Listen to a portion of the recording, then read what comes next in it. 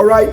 The number 13 is that exceptional leaders have a practice that is called unblemished integrity.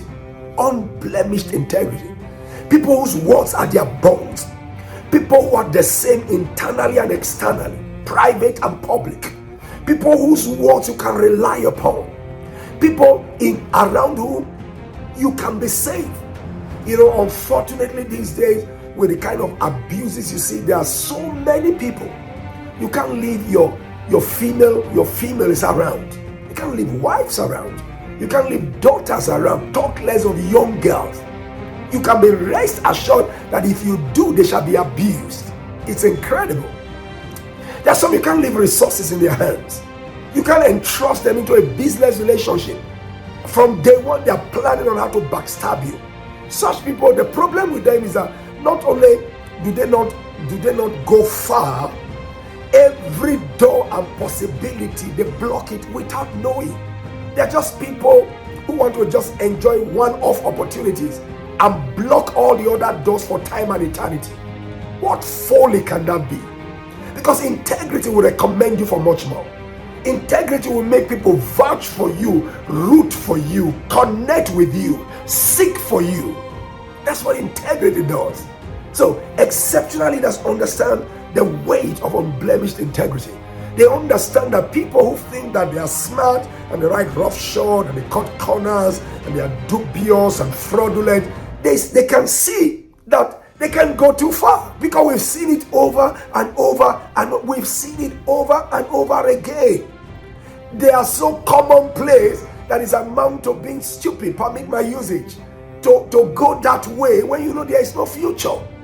Whatever they are doing is going to grind to a halt. It's not going to subsist. It will not. 5 years, 10 years, watch and see. But when with unblemished integrity, when they begin to go down, stagnate and fall into retrogression, your rising is just commencing. Hallelujah. That is why unblemished integrity is a practice of exceptional. There's so many scriptural examples that are new to this. For instance, 1 Samuel chapter 12 verses 3 to 4 from the King James Version. Listen to this encounter of the prophet Samuel with his people. That's what prophet Samuel said. Listen carefully. He said, "Behold, here I am, witness against me before the Lord and before his anointed. Whose ox have I taken? Or whose ass have I taken? Or whom have I defrauded?" Whom have I defrauded? He was talking to the crowd. Speak up, let me hear. It's one thing to be talking to people who know you and you deal with. It's another thing to be in a far country speaking to strangers and boasting. He was talking to his very people. Say, which of you can lay claim that I've ever defrauded him? He goes on to say, whom have I oppressed? Or of whose hand have I received any bribe? Any bribe to blind my eyes therewith. He goes on, and I will restore it to you.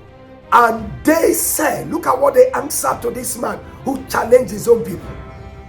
He said, and they said, thou hast not defrauded us, nor oppressed us, neither hast thou taken aught of any man's hand. Isn't it amazing that there are still leaders of integrity who amongst their people nobody can impugn their character or dent their hard-earned integrity?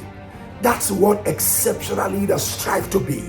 They strive to live above board. They are not perfect beings. They just try to live above board.